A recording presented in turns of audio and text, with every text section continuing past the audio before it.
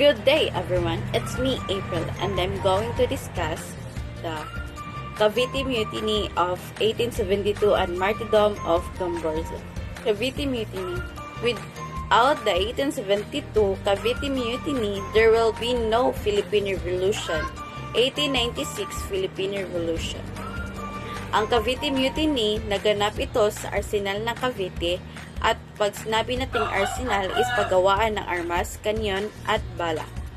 So ngayon, nagawa ng pag-aalsa sa ilalim ng pamumuno ni Sarmiento La Madrid. At pag sinabi nating mutiny, this is uprising lead by the soldiers ng namumuno.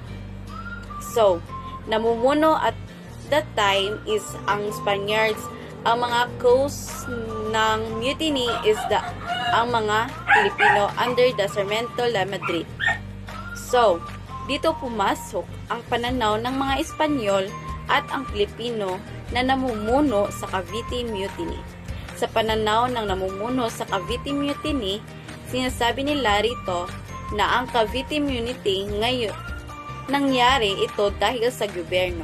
Ang gobyerno ng Espanyol inalisan ng mga benepisyo sa mga nagtatrabaho sa Cavite Mutiny. At ang inalis na pribilehiyo, halimbawa, paggawa ng barko at pagtatrabaho sa sapilitan at paggawa ng kalsada. So, na-exempt sila doon, pero dahil doon sa ginawa ng Gobernador General ng Espanya, inalis niya ang mga rights ng privilege ng mga sundalo sa Cavite. So, ang mga tao sa Cavite Mutiny ay nainis at nagalit. They revolted against the Spaniards nandoon sa arsenal.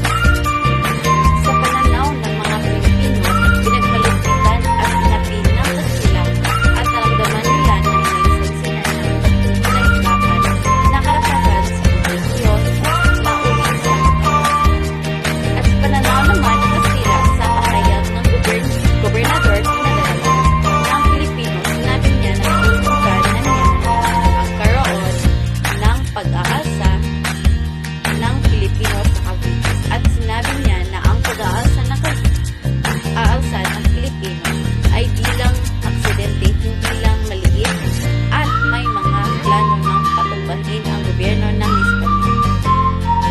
At dahil hindi lang sa Cavite magaganap ang labanan, kundi pati na sa Kamaynilaan. So, sinabi dito ng mga pinuno ng gobyerno ng Espanya sa Pilipinas na ginawa nila ang pagkontra, paglaban at pagpatay sa mga namumuno sa Cavite upang mapigilan ang malaking problema ng pag-aasa ng Pilipinas.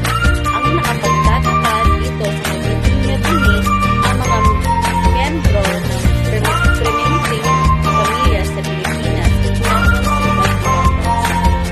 Samantala, ang mga sundalo at ang nadamay sa gulo ay pinagtatag.